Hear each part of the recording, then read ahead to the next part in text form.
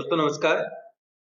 आपके अपने YouTube channel बातें साहित्य पर आप सभी का एक बार पुनः हार्दिक स्वागत। मित्रों, मोहन राकेश के नाटक आषाढ़ का एक दिन के 2 अंकों की चर्चा हम कर चुके हैं। पिछले अंक में हमने देखा कालिदास उज्जैनी जाकर कई ग्रंथों की रचना कर चुके हैं। मल्लिका उज्जैनी जाने वाले व्यापारियों से उन ग्रंथों को अपने पास मंगवाती है। मित्रों, हमने देखा जिस समय मल्लिका और निक्षेप की वार्तालाप चल रही है, उसी समय कालिदास उज्जैनी से लौटकर पुनः पर्वत शिखर की ओर जाता हुआ निक्षेप को दिखाई देता है। कालिदास की पत्नी प्रेंगु मंजरी के द्वारा मल्लिका को ज्ञात होता है कि अब कालिदास मातृगुप्त हो गए हैं और उन्हें कश्मीर का शासक बना दिया गया है। कश्मीर जाने से पूर्व प्रेंगु मंजरी मल्लिका के घर को सुधरवाना चाहती है। वह प्रस्ताव रखती है कि उज्जैनी के शिल्पी आकर उसके घर को दुरुस्त कर देंगे, परंतु इसके लिए मल्लिका तैयार नहीं होती। प्रेंगु मंजरी चली जाती है। अंबिका उठकर धीरे धीरे मल्लिका के पास आती है, उसे बाहों में ले लेती है। मल्लिका अंबिका के वक्ष में मुंह छिपा लेती है। सारा शरीर रुलाई से कांपता रहता है और गले से स्वर नहीं निकलता। अंबिका की आंखें भर आती हैं और वह उसके कांपते शरीर को अपने से सटाए उसकी पीठ पर हाथ फेरती रहती है। फिर होठों और गालों से उसके सिर को दुलारने लगती है और कहती है, अब भी रोती हो उसके लिए, उस व्यक्ति के लिए जिसने। मल्लिका कहती है, उनके संबंध में कुछ मत कहो माँ, कुछ मत कहो, और सिसकने लगती है।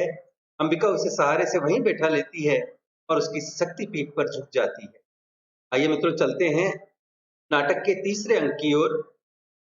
कुछ और वर्षों के बाद का दृश्य दिखाया गया है।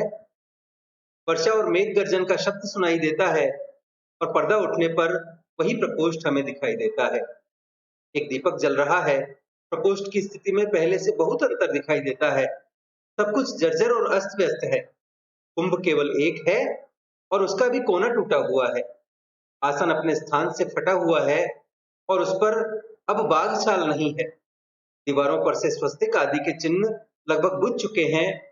चूल्हे के पास केवल 2-1 बर्तन हैं जिन पर स्याही चढ़ी है। एक कोने में फटे मैले वस्त्र एकत्रित हैं। प्रकोष्ठ में कोई नहीं है। मातुल भीगे वस्त्रों में बैसाखी के सहारे चलता हुआ आता है। चारों ओर दृष्टि डालकर एक लंबी सांस लेता है। नकारात्मक ढंग से सिर हिलाता है और प्रकोष्ठ के बीचों बीच आ जाता है। आवाज लगाता है, मल्लिका। मल्लिका का स्वर अंदर से सुनाई देता है। कौन है? मैं हूं मातुल। देखो, वर्षा ने मातुल की क्या दुर्गति की है। सिर से और वस्त्रों से पानी निचोड़ने लगता है। मल्लिका अंदर से आती है। उसके वस्त्र फटे हैं, रंग पहले से काला पड़ गया है और आंखों का भाव भी विचित्र सा लगता है। उसके व्यक्तित्व में भी प्रकोष्ठ की सी ही जीर्णता है। किवाड़ खुलने पर अंदर का जो भाग दिखाई देता है, वहां अब तल्प के स्थान पर एक टूटा पालना रखा है। मल्लिका बाहर आकर किवाड़ बंद कर लेती है और कहती है, अरे मातुल, आप इस वर्षा में? मातुल कहता है, वर्षा से बचने के लिए तुम्हारे घर के सिवा कोई शरण नहीं थी। सोचा, जो हो, मातुल के लिए आज भी तुम वही मल्लिका हो। यह आषाढ़ की वर्षा तो मेरे लिए काल हो रही है। पहले जब 2 पैरों पर चल लेता था तो मैंने कभी भारी से भारी वर्षा की चिंता नहीं की, परंतु अब यह स्थिति है कि बैसाखी आगे रखता हूं तो पैर पीछे को फिसल जाता है और पैर आगे रखता हूं तो बैसाखी पीछे को फिसल जाती है। यह जानता कि राजप्रासाद में रहकर पांव तोड़ बैठूंगा तो कभी ग्राम छोड़कर वहां न जाता। अब पीछे से मेरा घर भी उन लोगों ने ऐसा कर दिया है कि कहीं पैर टिकता ही नहीं। इन चिकने शिलाखंडों से तो वह मिट्टी ही अच्छी थी जो पैर को पकड़ती तो थी। मैं तो अब घर के रहते बेघर हो रहा हूं। न बाहर जाते बनता है, न अंदर। उन श्वेत शिलाखंडों के दर्शन से ही मुझे प्रासाद का स्मरण हो आता है, जहां रहकर एक पांव तोड़ आया हूं। मल्लिका कहती है, खड़े रहने में कष्ट होगा, आसन ले लीजिए। मातुल आसन के पास जाकर बैसाखी रख देता है और जमकर बैठ जाता है। कहता है, मुझसे कोई पूछे तो मैं कहूंगा कि राजप्रासाद में रहने से अधिक कष्ट की स्थिति संसार में हो ही नहीं सकती। आप आगे देखते हैं तो प्रतिहारी जा रहे हैं पीछे देखते हैं तो प्रतिहारी आ रहे हैं। सच कहता हूँ, मुझे कभी पता ही नहीं चल पाया कि प्रतिहारी मेरे पीछे चल रहे हैं या मैं प्रतिहारियों के पीछे चल रहा हूँ। और इससे भी कष्टकर स्थिति यह थी कि जिन व्यक्तियों को देखकर मेरा आदर से सिर झुकाने को मन करता था, वे मेरे सामने सिर झुका देते थे, मेरे सामने, और हाथ से अपनी ओर संकेत करता है। बताओ, मातुल में ऐसा क्या है जिसके आगे कोई सिर झुकाएगा? मातुल न देवी है, न देवता, न पंडित है, न राजा है, तो फिर क्यों कोई सिर झुकाकर मातुल की वंदना करे? परंतु नहीं, लोग मातुल की तो क्या, मातुल के शरीर से उतरे वस्त्रों तक की वंदना करने को प्रस्तुत थे। और मैं बार बार अपने को छू कर देखता था कि मेरा शरीर हाड़ मांस का ही है या चिकने पत्थर का हो गया है, जैसे मंदिरों में देवी देवताओं का होता है। यहाँ आकर सबसे बड़ा सुख यही है कि न कोई झुककर मेरी वंदना करता है और न ही मुझे भ्रम होता है कि मैं आगे चल रहा हूँ या प्रतिहारी आगे चल रहे हैं। केवल यह वर्षा मुझसे सही नहीं जाती। मल्लिका कहती है, वस्त्र सुखाने के लिए आग जला दूं? मातुल चूल्हे की ओर देखता है, फिर चारों ओर दृष्टि डालता है। कहता है, तुमने घर की क्या अवस्था कर रखी है? अंबिका के न रहने से घर की अवस्था ही नहीं रही। ये ठीक है कि प्रियंगु मंजरी ने तुम्हारे लिए कुछ वस्त्र और स्वर्ण मुद्राएं भिजवाई थी, जो तुमने लौटा दी। मल्लिका कहती है, मुझे उनकी आवश्यकता नहीं थी, और मैले वस्त्रों के पास जाकर उनके नीचे से भोजपत्रों का बना ग्रंथ निकाल लेती है और उसकी धूल झाड़ने लगती है। मातुल कहता है, और इस घर के परिसंस्कार के लिए भी उसने स्थपतियों से कहा था। मल्लिका कहती है, मैंने किसी परिसंस्कार की आवश्यकता नहीं समझी। ग्रंथ रखने के लिए इधर उधर स्थान देखती है, फिर उसे मातुल के पास आसन पर रख देती है। आग जला दूं? मातुल कहता है, नहीं, वर्षा थम रही है। वैसा खिलिए हुए झरोखे के पास चला जाता है। हल्की हल्की बूंदे हैं, किसी तरह घिसटता हुआ घर पहुंच जाऊं तो वहीं वस्त्र सुखाऊंगा। कहीं फिर धारासार बरसने लगा तो बस। और झरोके से हटकर मल्लिका के पास आ जाता है। तुमने कश्मीर का कुछ समाचार सुना है? मल्लिका गंभीर और स्थिर दृष्टि से उसकी ओर देखती रहती है और कहती है, मैं हर समय घर में ही रहती हूँ, कहीं का भी समाचार कैसे सुन सकती हूँ? मातुल कहता है, मैंने सुना है, विश्वास नहीं होता परंतु होता भी है। राजनीति में कुछ भी असंभव नहीं है। जितना संभव है कि ऐसा न हो, उतना ही संभव है कि ऐसा हो, और यह भी संभव है कि जो हो वह न हो। मल्लिका अप्रतिम सी उसकी ओर देखती रहती है, पूछती है, परंतु समाचार क्या है? मातुल कहता है, समाचार यह है कि सम्राट का निधन हो गया है। कश्मीर में विद्रोही शक्तियां सिर उठा रही है। वहीं से आए एक आहत सैनिक का कहना है कि, कालिदास ने कश्मीर छोड़ दिया है। मल्लिका, उन्होंने कश्मीर छोड़ दिया है? और वैसे ही अप्रतिम सी आसन पर बैठ जाती है। और अब पुनः उज्जैनी चले गए हैं? मातुल कहता है, नहीं, उज्जैनी नहीं गया। वहां के लोगों का तो कहना है कि उसने संन्यास ले लिया है और काशी चला गया है, परंतु मुझे विश्वास नहीं होता। उसका राजधानी में इतना मान है कि कश्मीर में रहना संभव नहीं था, तो उसे सीधे राजधानी चले जाना चाहिए था, परंतु असंभव भी नहीं है।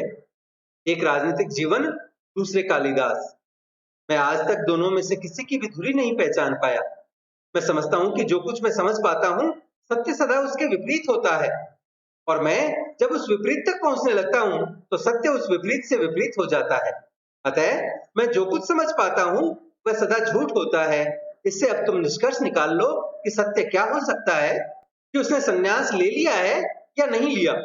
मैं समझता हूँ कि उसने संन्यास नहीं लिया, इसलिए सत्य यही होना चाहिए कि उसने संन्यास ले लिया है और काशी चला गया है। मल्लिका आसन से ग्रंथ उठाकर वक्ष से लगा लेती है। कहती है, नहीं, यह सत्य नहीं हो सकता। मेरा हृदय इसे स्वीकार नहीं करता। मातुल, मैंने तुमसे क्या कहा था कि मैं जो कहूंगा वह कभी सत्य नहीं हो सकता, इसलिए मैं कुछ नहीं कहता। वह काशी गया है तो भी मैं झूठा हूं, नहीं गया तो भी झूठा हूं, यह तो ठीक है। और वैसा कि पटकता हुआ चला जाता है। मल्लिका गुमसुम सी आसन पर बैठी रहती है। वह कहती है, नहीं, तुम काशी नहीं गए, तुमने संन्यास नहीं लिया। मैंने इसलिए तुमसे यहां से जाने के लिए नहीं कहा था। मैंने इसलिए भी नहीं कहा था कि तुम जाकर कहीं का शासन भार संभालो, फिर भी तुमने ऐसा किया। मैंने तुम्हें शुभकामनाएं दी, यद्यपि प्रत्यक्ष तुमने वे शुभकामनाएं ग्रहण नहीं की। और ग्रंथ को हाथों में लिए जैसे अभियोगपूर्ण दृष्टि से उसे देखती है। मैं यद्यपि तुम्हारे जीवन में नहीं रही, परंतु तुम मेरे जीवन में सदा बने रहे हो। मैंने कभी तुम्हें अपने से दूर नहीं होने दिया। तुम रचना करते रहे और मैं समझती रही कि मैं सार्थक हूँ, मेरे जीवन की भी कुछ उपलब्धि है। और ग्रंथ घुटनों पर रख लेती है, कहती है, और आज तुम मेरे जीवन को इस तरह निरर्थक कर दोगे। ग्रंथ को आसन पर रखकर उद्विग्न दृष्टि से उसकी ओर देखती रहती है। तुम जीवन से तटस्थ हो सकते हो, परंतु मैं तो अब तटस्थ नहीं हो सकती। क्या जीवन को तुम मेरी दृष्टि से देख सकते हो? जानते हो मेरे जीवन के ये वर्ष कैसे व्यतीत हुए हैं? मैंने क्या क्या देखा है, क्या से क्या हुई हूँ। और उठकर अंदर का किवाड़ खोल देती है और पालने की ओर संकेत करती है। इस जीव को देखते हो, पहचान सकते हो? यह मल्लिका है जो धीरे धीरे बड़ी हो रही है और माँ के स्थान पर अब मैं इसकी देखभाल करती हूँ। यह मेरे अभाव की संतान है। जो भाव तुम थे वह दूसरा नहीं हो सका, परंतु अभाव के कोष्ठ में किसी दूसरे की जाने कितनी कितनी आकृतियां हैं।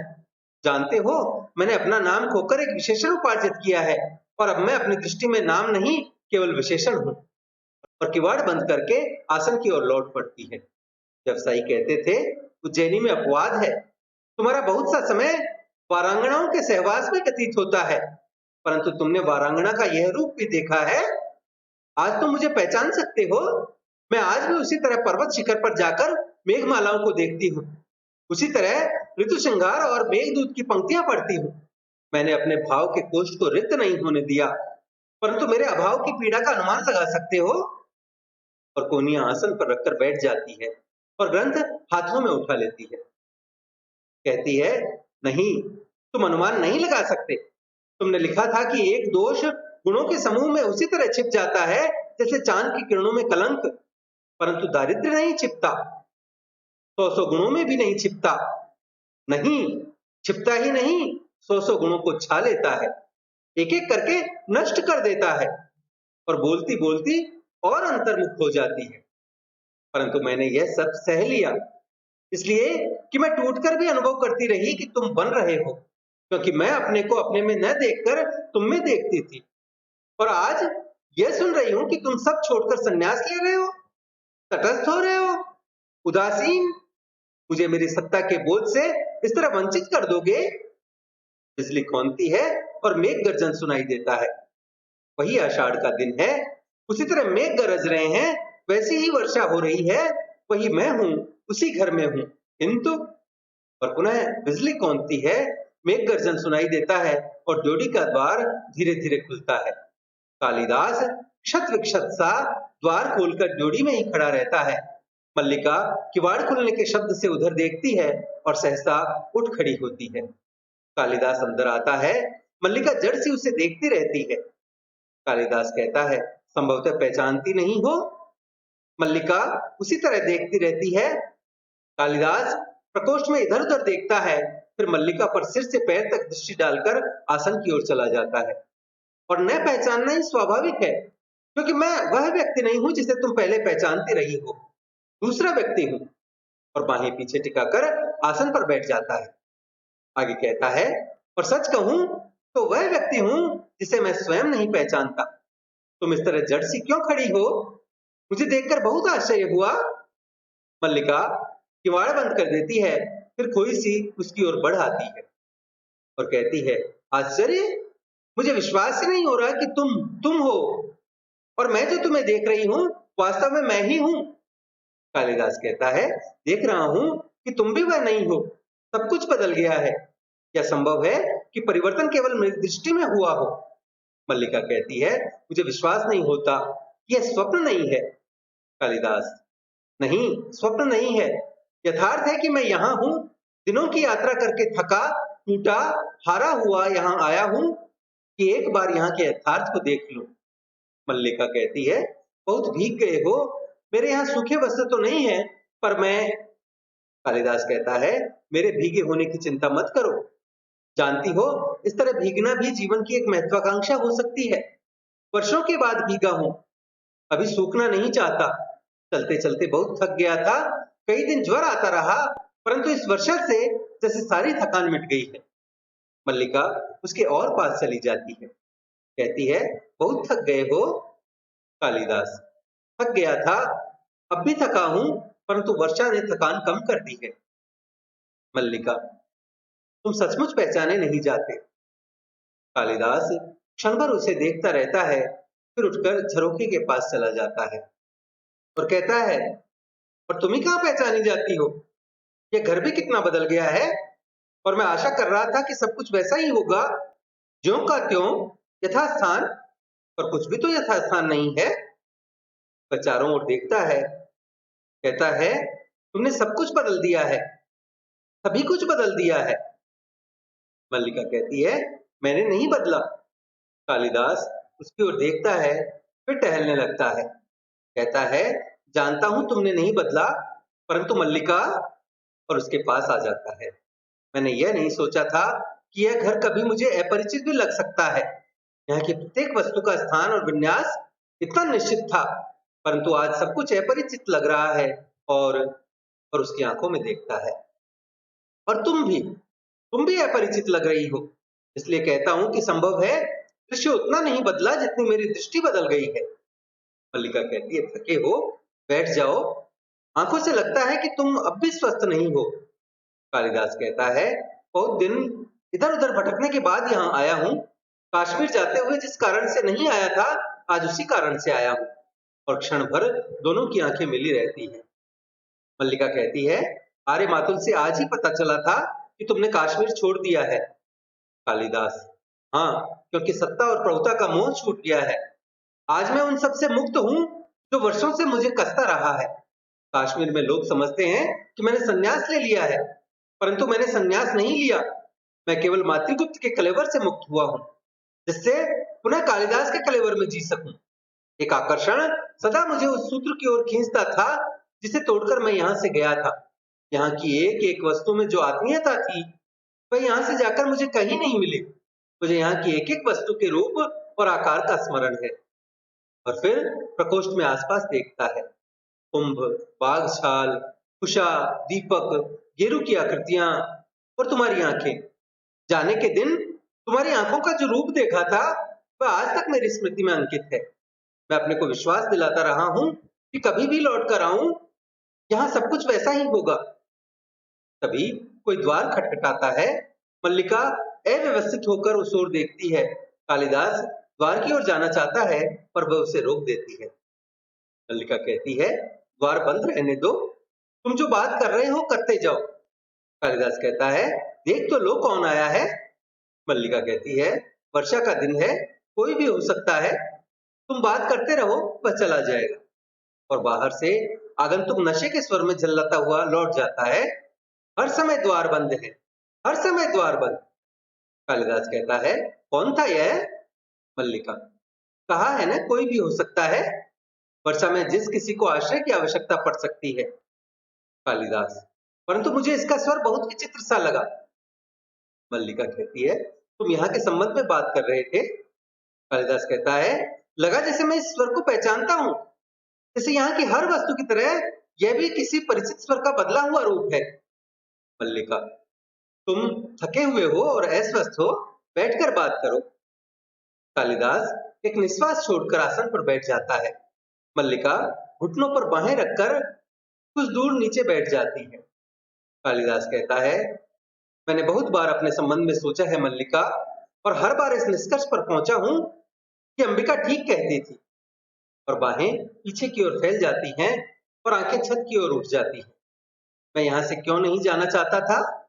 एक कारण यह भी था कि मुझे अपने पर विश्वास नहीं था।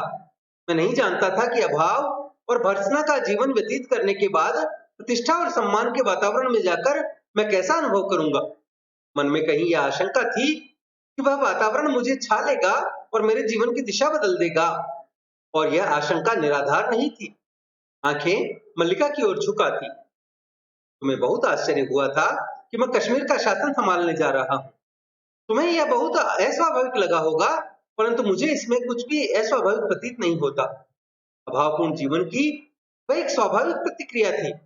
संभवतः उसमें कहीं उन सबसे प्रतिशोध लेने की भावना भी थी, जिन्होंने जब तक मेरी भर्त्सना की थी, मेरा उपहास उड़ाया था। और होंठ काटकर उठ पड़ता है और झरोखे के पास चला जाता है। परंतु मैं यह भी जानता था कि मैं सुखी नहीं हो सकता। मैंने बार बार अपने को विश्वास दिलाना चाहा कि कमी उस वातावरण में नहीं, मुझ में है। मैं अपने को बदल लूं तो सुखी हो सकता हूं, परंतु ऐसा नहीं हुआ। न तो मैं बदल सका, न सुखी हो सका। अधिकार मिला, सम्मान बहुत मिला, जो कुछ मैंने लिखा उसकी प्रतिलिपियां देश भर में पहुंच गई, परंतु मैं सुखी नहीं हुआ। किसी और के लिए वह वातावरण और जीवन स्वाभाविक हो सकता था, मेरे लिए नहीं था। एक राज्याधिकारी का कार्यक्षेत्र मेरे कार्यक्षेत्र से भिन्न था।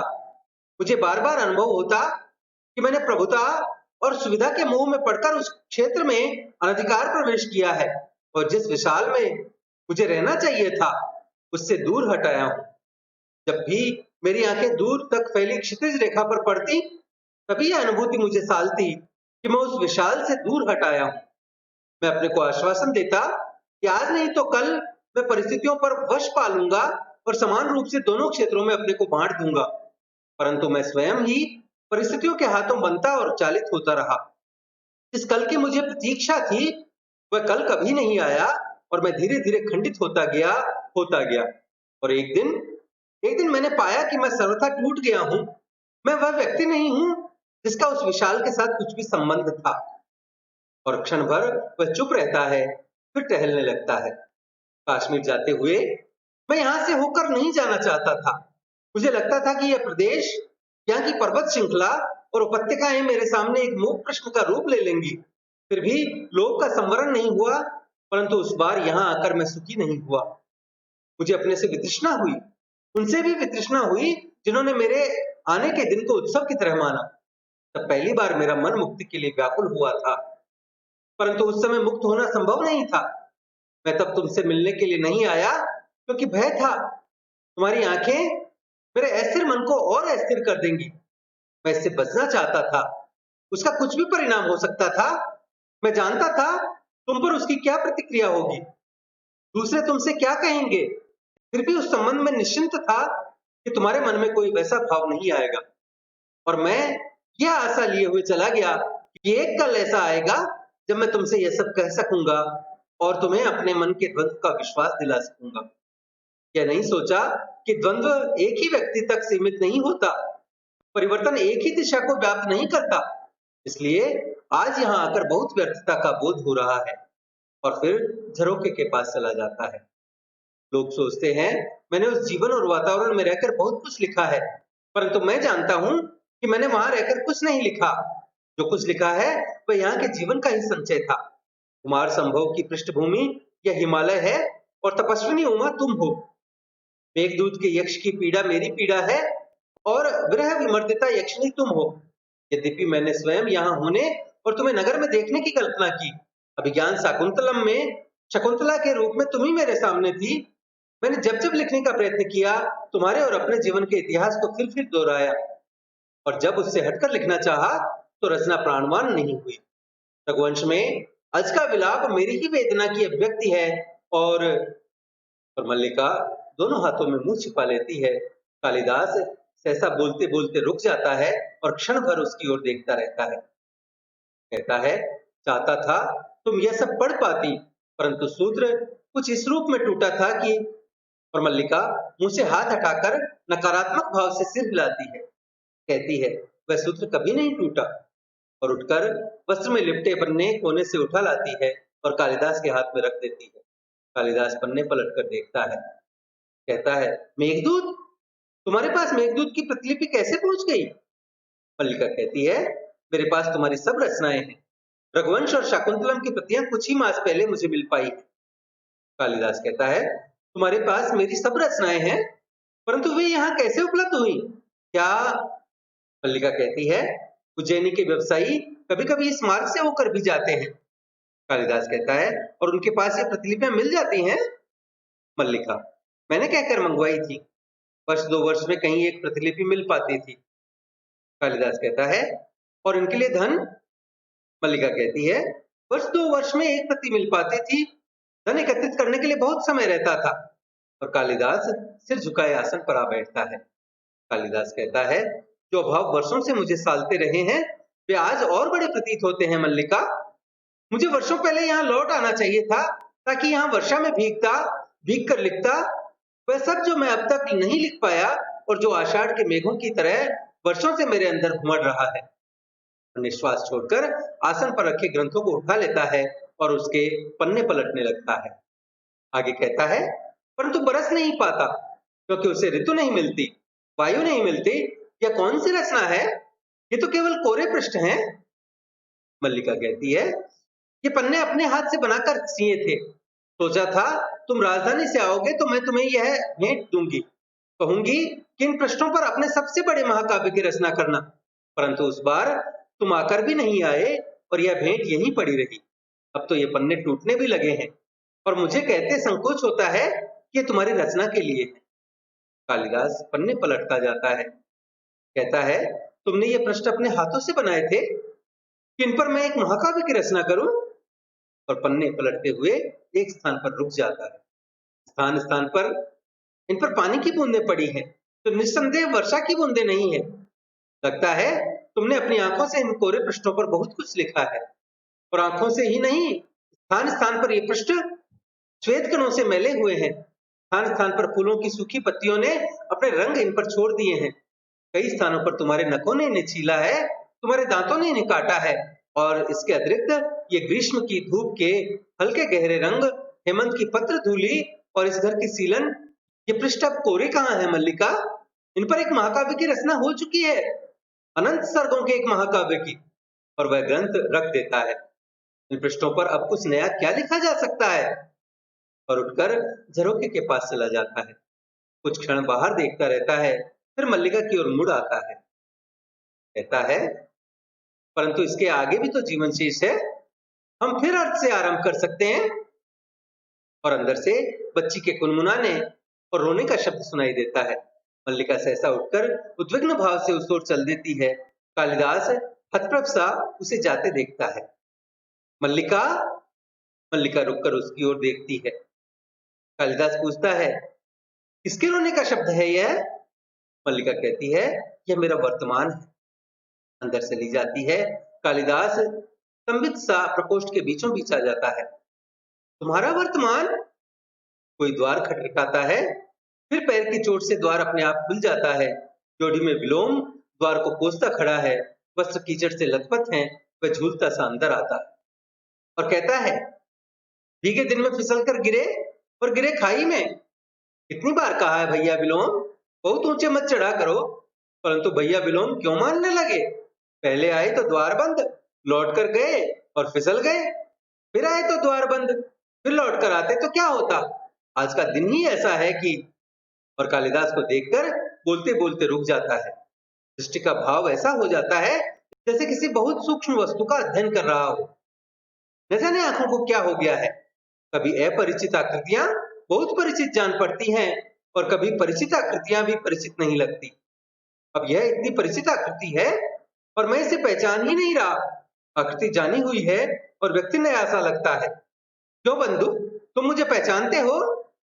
मल्लिका अंदर से आती है और विलोम को देखकर द्वार के पास जड़ हो जाती है। कालिदास कहता है, आकृति बहुत बदल गई है, परंतु व्यक्ति आज भी वही है। विलोम कहता है, स्वर भी परिचित है और शब्द भी।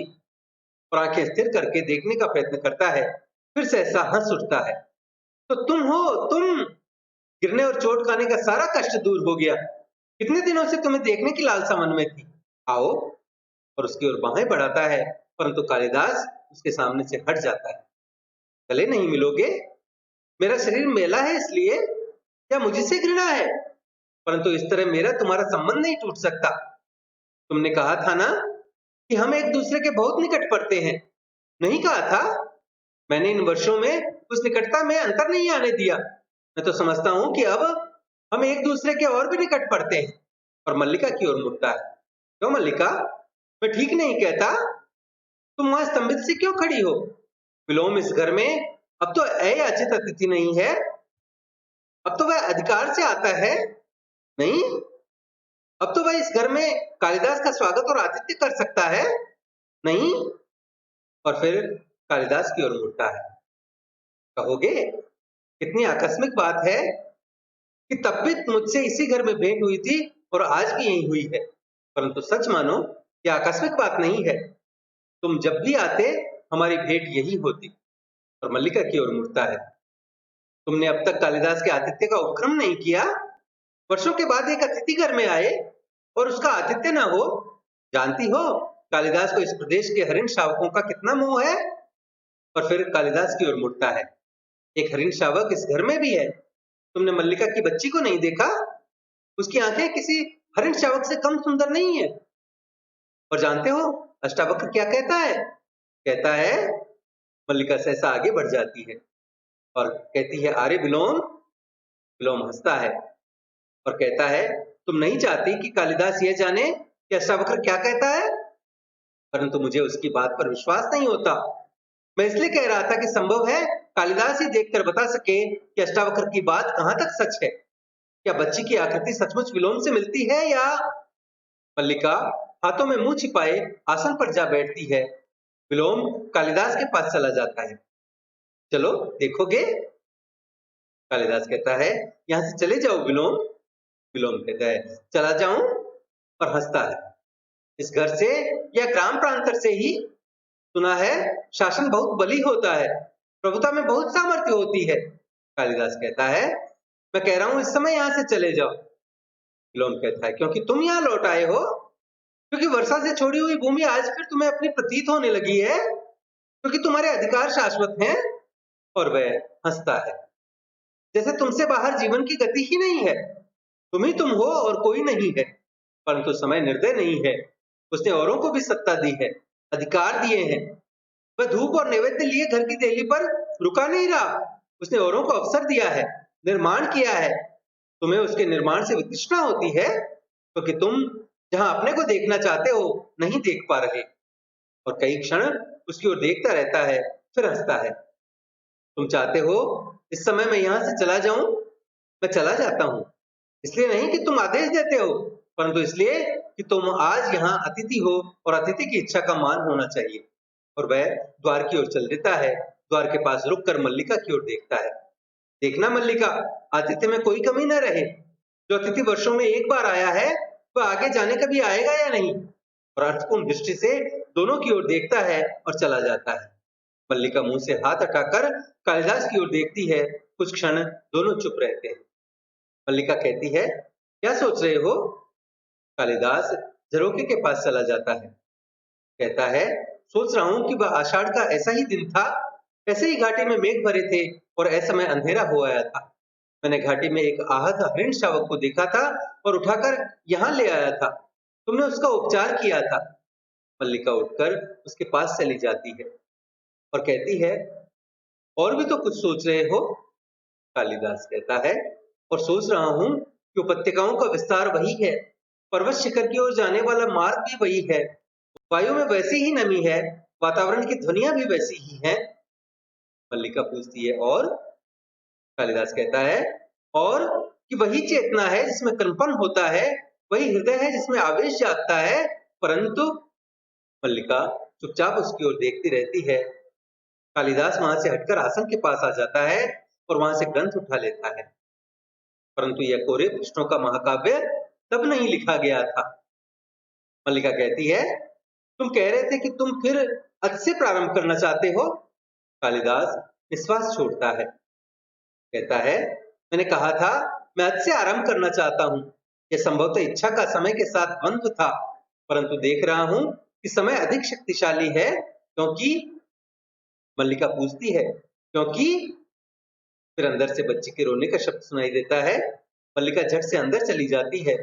कालिदास ग्रंथ आसन पर रखता हुआ जैसे अपने को उत्तर देता है। कहता है, क्योंकि वह प्रतीक्षा नहीं करता। बिजली चमकती है और मेघ गर्जन सुनाई देता है। कालिदास एक बार चारों ओर देखता है, फिर झरोखे के पास चला जाता है। वर्षा पड़ने लगती है। वह झरोखे के पास आकर ग्रंथ को एक बार फिर उठाकर देखता है और रख देता है। फिर एक दृष्टि अंदर की ओर डालकर ड्योढ़ी में चला जाता है। क्षण भर सोचता सा वहां रुका रहता है, फिर बाहर से दोनों किवाड़ मिला देता है। वर्षा और मेघ गर्जन का शब्द बढ़ जाता है। कुछ क्षणों के बाद मल्लिका बच्ची को वक्त से सटाए अंदर आती है और कालिदास को न देखकर दौड़ती सी झरोखे के पास चली जाती है। पुकारती है, कालिदास। उसी तरह झरोखे के पास से आकर जोड़ी के किवाड़ खोल देती है, कालिदास। और पैर बाहर की ओर बढ़ने लगते हैं, परंतु बच्ची को बाहों में देखकर जैसे वहीं जकड़ जाती है। फिर टूटी सी आकर आसन पर बैठ जाती है और बच्ची को और साथ सटाकर रोती हुई उसे चूमने लगती है। बिजली बार बार चमकती है और मेघ गर्जन सुनाई देता रहता है और पर्दा गिरता है। तो इसी के साथ तीसरा अंक और मोहन राकेश की यह रचना, यह नाटक आषाढ़ का एक दिन समाप्त होता है। मित्रों, प्रस्तुत नाटक में चरित्रों का विवेचन किया जाए तो कालिदास आषाढ़ का एक दिन नाटक का नायक है, केंद्रीय पात्र है। वो एक भावुक और संवेदनशील कवि है। मोहन राकेश ने इतिहास के कुछ सूत्रों को बटोरकर एक नए कालिदास का सृजन किया है, जो कि एक कलाकार की पीड़ा को उजागर करता है। आषाढ़ का कालिदास साहित्य सृष्टा है। ऋतु संहार, कुमार संभव, अभिज्ञान, शाकुंतल, रघुवंश और मेघदूत का सृजन करता भी है। इन सब के बावजूद उसका चरित्र दुर्बल व्यक्ति के रूप में चित्रित किया गया है। ये कैसा विरोधाभास है? मित्रों, कालिदास आज के संघर्ष प्रधान युग का प्रतिनिधि है। पीड़ा को मन ही मन पालता हुआ एक व्यक्ति है। अंतर्द्वंद से पूर्ण उसका व्यक्तित्व है। इसी अंतर्द्वंद के कारण उसका सारा व्यक्तित्व हिल उठा है। आषाढ़ की वर्षा में भीगना उसकी महत्वाकांक्षा हो सकती है, पर हर आषाढ़ उसके लिए सुखद वर्षा का अनुभव नहीं कराता। ग्राम प्रांतर में पलने वाली एक निश्चल ग्राम बाला से उसका संबंध सूत्र जुट जाता है और आगे चलकर वह संबंध सूत्र स्थायी बन जाता है। आषाढ़ का एक दिन के कालिदास में आधुनिकता के दर्शन होते हैं। मित्रों, कालिदास नाम पुराना है और हो सकता है आज की स्थितियों में यदि किसी कालिदास को पात्र बनाकर चित्रण किया जाए तो उसके व्यक्तित्व में कुछ कमजोरियों का आना स्वाभाविक है। आखिर यह कमजोरी क्या हो सकती है? अपने ही घर में वास्तविक घर की या आत्मीयता की खोज। इस आत्मीयता के न मिलने से व्यक्ति का भटक जाना अथवा किसी और राह पर बढ़ना पूर्णतः स्वाभाविक है। कालिदास का चरित्र एक प्रतीकात्मक चरित्र है। समय के प्रवाह के साथ उसके व्यक्तित्व में भी परिवर्तन दिखाया गया है। मित्रों, आषाढ़ का एक दिन की भूमिका में स्वयं मोहन राकेश जी कहते हैं कि कालिदास मेरे लिए एक व्यक्ति नहीं, सृजनात्मक शक्तियों का प्रतीक है। मल्लिका से दूर न जाने की उसकी मनोदशा, उस प्रदेश आंचल परिवेश से यदि वह टूट जाता है तो उसका साहित्यिक और उसका भावपूर्ण हृदय शायद जीवन से पूरी संगति न बिठा पाएगा। ये कालिदास के मन का डर है। दूसरे अंक में वह मल्लिका के गांव में पुनः आता है। मन के किसी कोने में बसे डर के कारण वह मल्लिका से मिलने के लिए नहीं आता। रेंगू मंजरी मल्लिका से मिलने आती है और वह भी कालिदास की मनस्थिति का संकेत दे जाती है। बीच बीच में उसका राजनीति से मन उखड़ जाना और मल्लिका के साथ बिताए गए क्षणों का, उस परिवेश से जुड़ी यादों का जिक्र, यह सब कालिदास के मन का डर ही तो है। आषाढ़ का कालिदास आवश्यक नहीं कि वह महाकवि कालिदास हो, क्योंकि जहां तक मिथ का संबंध आता है, यह कालिदास उस मिथ से भी जुड़ा हुआ हो सकता है। अंतर इतना है कि इस कालिदास ने राकेश की कलम से 20वीं शताब्दी में जन्म लिया है, अतः उसकी मानव संघर्ष की स्थितियां आज के युग से पूरी तरह मिलती है। उसके मन का द्वंद्व या अंतर्द्वंद्व उस मानव का अंतर्द्वंद्व है जो हाँ और ना के बीच जी रहा है। संभव है उसने बीते हुए कल से कुछ ग्रहण किया हो, किंतु आने वाले कल के प्रति भी वह पूरी तरह निश्चित नहीं है। मित्रों, जहां तक आज के युग का प्रश्न है, राजनीति, व्यक्ति, साहित्य, जीवन, समाज सब पर हावी हो रही है। यहाँ तक कि राजनीति से सारा जीवन आतंकित होता जा रहा है और इसलिए 20वीं शताब्दी के कलाकार मोहन राकेश की कृति का नायक, प्रतिभावान नायक, क्या उससे प्रभावित नहीं होगा?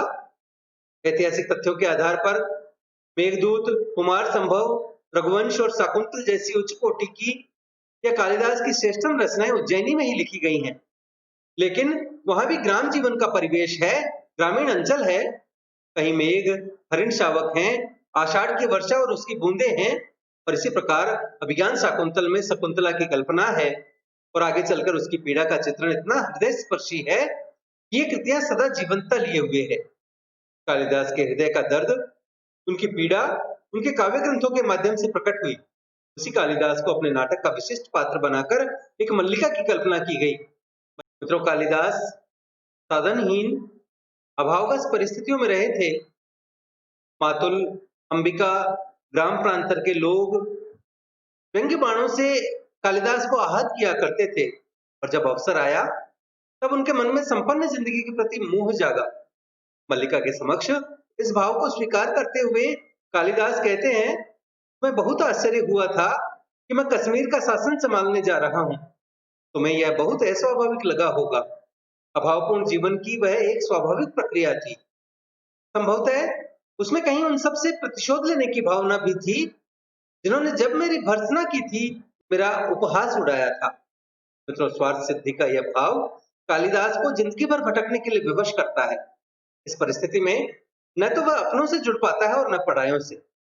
मानव की यही व्यथा मोहन राकेश जी ने कालिदास के माध्यम से व्यक्त की है। स्वार्थी, महत्वाकांक्षा, सुविधा का मोह, सब कुछ उसमें है, पर वही उसकी मानवीयता है, और उन्हीं के बीच से गुजरकर वह अपनी निजी सत्ता की तलाश करता है। वह अपना सब कुछ गंवाकर वहां तक पहुंचता है। उसकी सबसे बड़ी त्रासदी यही है कि वह अनजाने एक दोहरा जीवन जीता है और अनचिन्ही दिशाओं में बहकता है। दरिद्रता उसे राज्याश्रय की ओर ले जाती है और असुरक्षा का भाव उज्जैनी से कश्मीर तक भटकाता है, और फिर एक दिन आत्मीयता की खोज में मल्लिका के द्वार पर पटकता है। किंतु अपने ही अंतर से उद्भूत अंत शक्तियों की प्रेरणा से वह जिनसे जुड़ा था कट जाता है, और जो कभी उसके अस्तित्व के साथी थे ही नहीं उनसे जुड़ पाता है, और अंत में कालिदास टूट जाता है। मित्रों, सत्ता, प्रभुता और सुविधा के मोह में पड़कर कालिदास कभी संतुष्ट नहीं हुआ। वह मल्लिका को कहता है, अधिकार मिला, सम्मान बहुत मिला, जो कुछ मैंने लिखा उसकी प्रतिलिपियां देश भर में पहुंच गई, परंतु मैं सुखी नहीं हुआ। मित्रों, कालिदास का यह कथन उसकी टूटन पीड़ा को ही व्यक्त करता है। अपने मूल से विरूपित होकर वह टूट जाता है। कालिदास की इस टूटन के प्रति डॉक्टर रीता कुमार का कथन देखें कि अभावग्रस्त जीवन की प्रतिक्रिया में ऐश्वर्यपूर्ण राजसत्ता को अपनाकर वे जीवन की विशालता से कट गए। उनके हृदय में बहुत कुछ आषाढ़ के बादलों की तरह उमड़ घुमड़ कर व्याकुलता उत्पन्न करता रहा, पर अनुकूल वायु और परिवेश के अभाव में बरसकर शब्दों में रूपायित न हो सका। स्वार्थ सिद्धि, सत्ता, प्रभुता, महत्वाकांक्षा, मूल्य संघर्ष आदि की इस लड़ाई को राकेश ने कालिदास की द्वंद्वग्रस्तता, टूटन, संवेदनाओं को मानवीय रूप देकर व्यक्त किया है, और इस दृष्टि से यह नाटक यथार्थवादी नाटक की संज्ञा प्राप्त करता है। मित्रों, अंबिका यथार्थ के एक बिंब के रूप में मोहन राकेश के नाटक में है। राकेश ने केवल कहानी का नायक ही समाज का प्रतिनिधित्व करने वाला चित्र नहीं किया, अभी तो अन्य पात्र जो बार बार यथार्थ स्थिति का उद्घाटन करते रहते हैं उनका चित्रण भी किया है। और अंबिका इस दृष्टि से नाटक का यथार्थवादी पात्र है, जो मल्लिका की मां है। समाज द्वारा मिली कटुता और प्रताड़ना की वह प्रतिमा है। इन्हीं अनुभवों को सहते हुए अंबिका की दृष्टि यथार्थवादी हो गई है।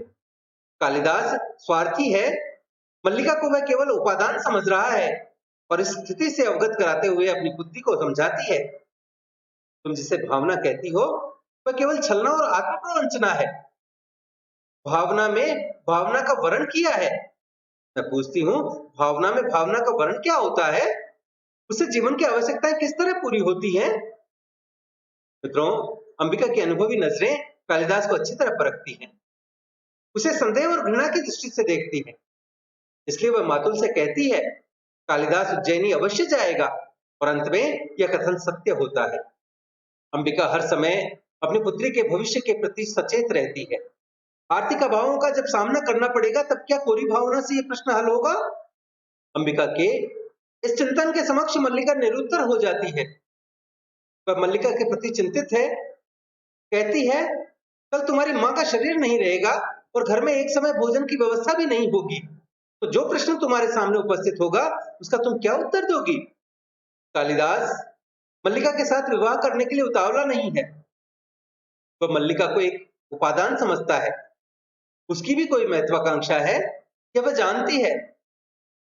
जब अवसर आएगा कालिदास अपने प्रेम को छोड़ सकता है, और इसीलिए अंबिका मल्लिका से कहती है, वह व्यक्ति आत्मसीमित है, संसार में उसके सिवा उसे और किसी से मोह नहीं है। और अंत में अंबिका के ये विचार सत्य सिद्ध होते हैं। मित्रों, कहा जाता है कि अंबिका की यथार्थ दृष्टि और यथार्थवादी पात्र के रूप में मोहन राकेश जी ने अपनी मां की छवि को उतारा है। अंबिका और राकेश की मां के बिंब घुल मिल गए हैं। नाटक का एक और पात्र है विलोम। इसका अर्थ होता है विरुद्ध, विपरीत। दो विरोधी प्रवृत्तियों का एक साथ चित्रण करके मोहन राकेश ने अपनी प्रतिभा का परिचय दिया है। कालिदास दुर्बल, सुकोमल, द्वंद्वग्रस्त और अंतर्मुखी है और विलोम इसके विपरीत सबल, कठोर, संयोजित और स्पष्ट वक्ता है। सब कुछ पाकर भी कालिदास दुखी है, तो सबकी दुत्कार सहने के बाद भी विलोम सुखी है, क्योंकि वह कालिदास की प्रेमिका पर अपना आधिपत्य स्थापित करने में सफल हो गया है। विलोम के व्यावहारिक यथार्थ व्यक्तित्व को स्पष्ट करते हुए डॉक्टर पुष्पा बंसल कहती हैं, वह कालिदास के ठीक विपरीत है। तो कोमलता के स्थान पर पौरुषता, अंतर्द्वंद के स्थान पर दुराग्रह, बिखराव के स्थान पर संयोजन, सहानुभूति के स्थान पर मर्मभेदी व्यंग्य ही उसका चरित्र है। मल्लिका पर उसका प्रेम भी है। प्रेम के लिए मौन रहकर त्याग अथवा बलिदान करना नहीं जानता। कालिदास जितना आत्महीनता से ऊपर है, वह उतना ही उसके बोझ के तले दबा हुआ है। एक दृष्टि से वह वहां विजयी लगता है जहां कालिदास हारा हुआ प्रतीत होता है। मित्रों, मल्लिका के बार बार दुत्कारने पर भी वह मल्लिका के घर जाता रहता है और अंत में उसे हासिल कर लेता है। इस प्रकार विलोम को हम खलनायक नहीं कह सकते, अपितु यह उसका व्यवहारवादी दृष्टिकोण है और उसी के अनुसार वह कार्य करता है। वह खलनायक के समान कुकर्म नहीं करता और ना कोई कुचक्र रचता है। मोहन राकेश जी ने व्यवहारवादी विलोम के रूप में समाज में उपस्थित ऐसे अवसरवादी प्रवृत्ति का चित्रण किया है। मित्रों, आषाढ़ का एक दिन नाटक यथार्थवादी होने के साथ साथ काव्यात्मक भी है। मल्लिका के रूप में एक ऐसा ही पात्र रंगमंच पर जगमगाता है जो अपने उदात्त गुणों के कारण नाटक में भावहीना वातावरण उत्पन्न करता है।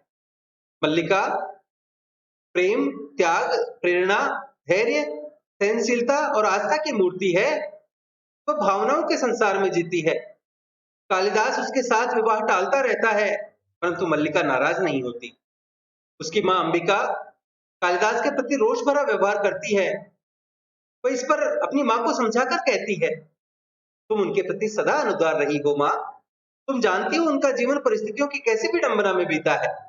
मातुल के घर में उनकी क्या दशा रही है।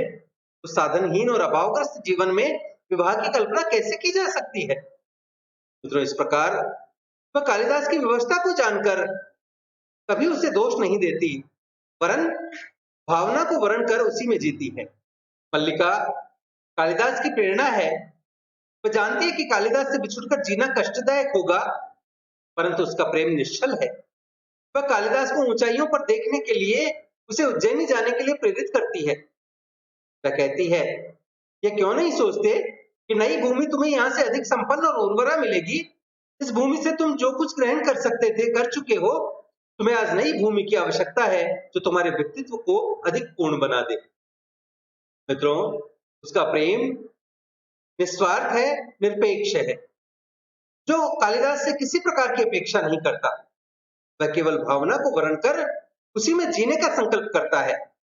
कालिदास के प्रस्थान के बाद भविष्य में छाने वाली रिक्तता और सूनेपन की अनुभूति उसे मन ही मन भयभीत करती है। फिर भी वह कालिदास को अत्यंत उत्साहपूर्वक भेजती है। उज्जैनी जाकर कालिदास प्रेंगु मंजरी से विवाह कर लेता है और कश्मीर का शासक बनने जा रहा है। इन घटनाओं को सुनकर भी मल्लिका थोड़ी सी भी विचलित नहीं होती। धैर्य और सहनशीलता की यह मूर्ति अभाव और दारिद्र्य के जीवन में भी तिल तिल कर जलती है। कालिदास की उपलब्धियों में वह स्वयं की पूर्णता मानती है। मल्लिका के प्रेम की चरम सीमा तब दिखाई देती है जब वह अपनी निर्धनता में भी कालिदास के ग्रंथों की प्रतियां खरीदती है। अपने हाथों से बनाए और उनको सहेज कर रखे हुए कोरे पत्र वर्षों से मानो कालिदास की प्रतीक्षा कर रहे हैं। मल्लिका चाहती थी कि कालिदास अपनी सर्वश्रेष्ठ रचना का सृजन इन पत्रों पर करें।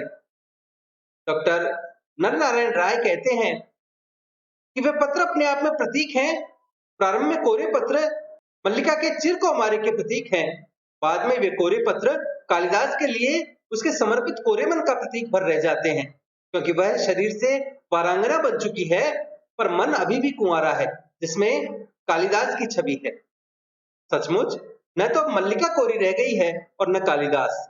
मल्लिका के जीवन का नया अध्याय तो प्रारंभ हो ही चुका था और कालिदास उस अध्याय से जुड़ नहीं सकता था। नारी के साथ पुरुष मन की भी तो यह विडंबना ही है। मित्रों, मल्लिका के संवेदनशील हृदय में अनंत प्रकार की हलचलें होती रही। कभी वह भावना में भावना का वर्ण कहकर अपने मन को बहलाती रही और कभी तिरस्कृत करने वाले विलोम के साथ भावना के कोमल तंतु को जोड़ने का प्रयास करती रही। मन से न सही, शरीर से तो वह उसकी पत्नी ही थी, पर यही कारण है कि लौटे हुए कालिदास के पास जाने में उसे संकोच होता है, क्योंकि उसके पैरों में बीते कल की नहीं बल्कि वर्तमान की बेड़ी पड़ी हुई है। सचमुच उसके जीवन में कुछ ऐसा वैषम्य है, कुछ ऐसी विसंगतियां हैं जो वर्तमान युग की देन ही कही जा सकती है। कालिदास जैसे महान व्यक्तित्व को भी युग के थपेड़ों को झेलना पड़ा होगा, अन्यथा मेघदूत, कुमार संभव जैसी अमर कृतियों का सृजन होना संभव नहीं था। फिर सृजनशील कलाकार को तो हर युग में ऐसे संतरास से गुजरना पड़ा है। यह उसके व्यक्तिगत जीवन के पत्रों को उलटने से प्रमाणित हो जाता है। और इसलिए आषाढ़ का एक दिन की मल्लिका हो या कालिदास, एक और ऐतिहासिकता से जुड़े पात्र हैं तो दूसरी ओर वर्तमान युग के संतरास में पलने वाले चरित्र हैं। ये इकहरे चरित्र नहीं है, बल्कि आधुनिक मानव के पर्याप्त विरोधों में पलने वाले चरित्र हैं। तो मित्रों, यह था मोहन राकेश का नाटक आषाढ़ का एक दिन। आशा है आपको हमारा यह प्रयास पसंद आया होगा। वीडियो को लाइक करें, अपने मित्रों के साथ साझा करें। पीडीएफ तथा अन्य सहायता के लिए हमसे टेलीग्राम पर जुड़ें और देखते रहें बातें साहित्य की। धन्यवाद।